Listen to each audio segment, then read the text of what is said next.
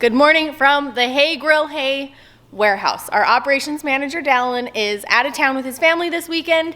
Plus, we just launched our Memorial Day sale, so we brought the whole family. We bribed them with breakfast burritos, and now we have a bunch of orders to fulfill. So, I want to show you a little bit behind the scenes of what life is like running a barbecue sauce and seasoning company, and give you a little tour of the Hay Grill Hay warehouse. Hey, get to work, huh? Maybe if you're lucky, Todd will give you a kiss or something. I don't know.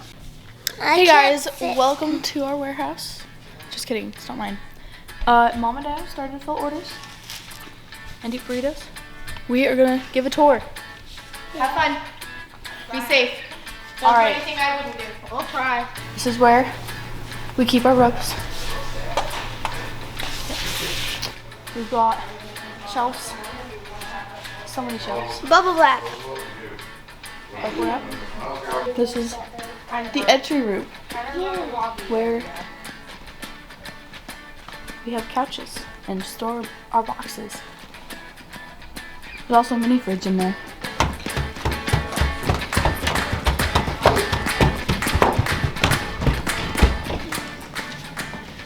This is the band room where you goof off. That's so loud. Amplifiers. This is where. Mom sits at her desk and pretends to work. Also true, yeah. It's got a fun window. Spy on some people. So yeah, that's basically it. Show them everywhere? That seems like about it, yeah. All right, now we gotta start filling orders. But I don't want to. Sorry. Can I go up and watch TV? No. Sorry, kids. Let's go. Okay. Bye, guys.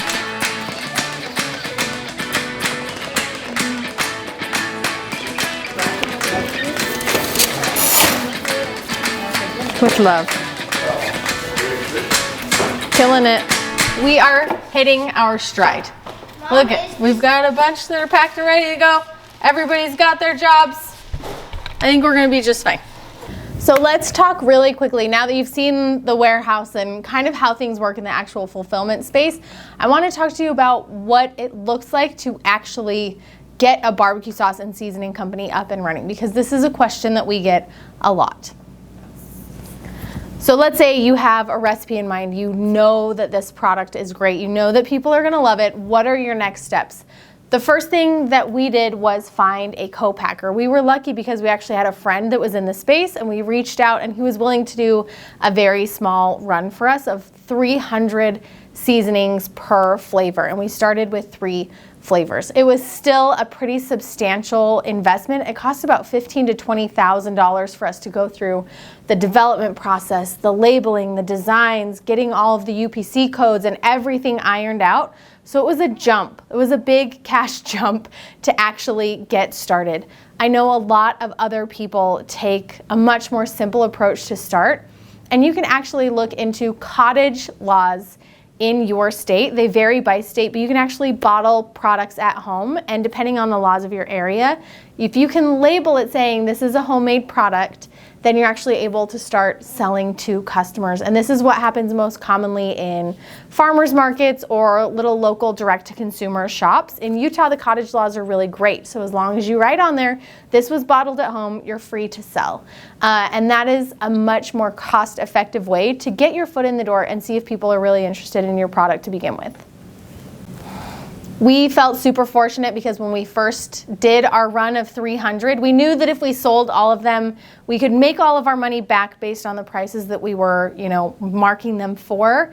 And if it worked, great. If it didn't, we could kind of cut our losses and it wouldn't be too hard to swallow.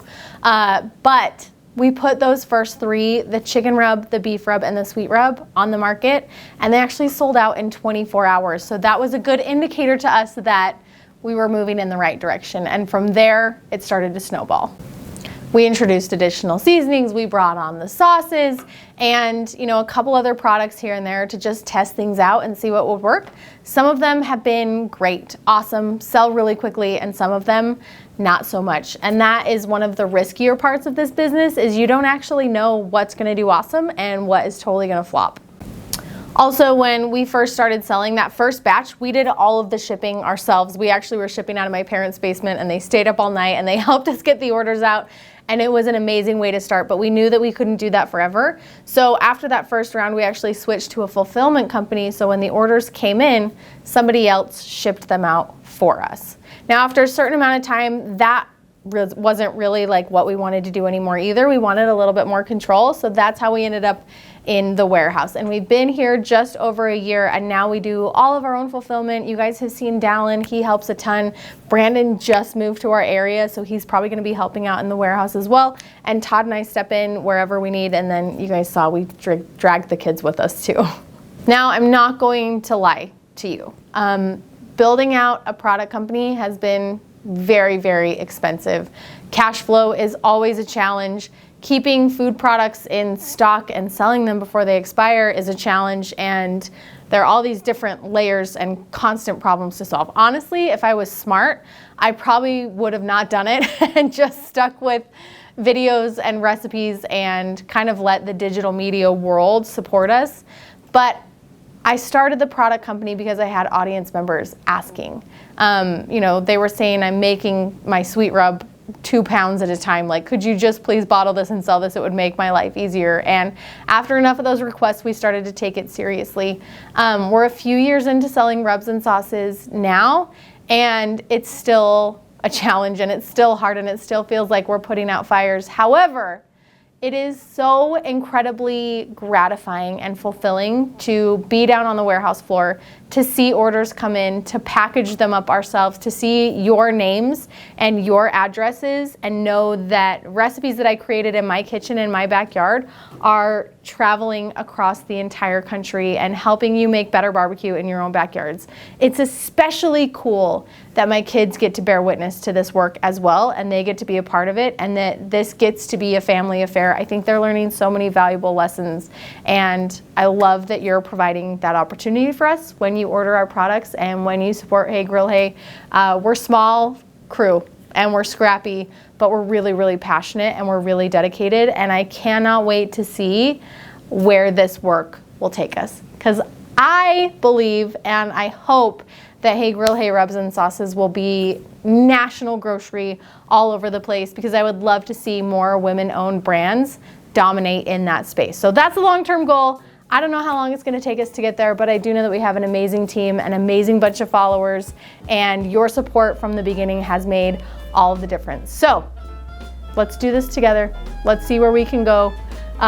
Keep ordering Hey Grill Hey products when you need them, and Todd will ship them out with a kiss. See you guys next time.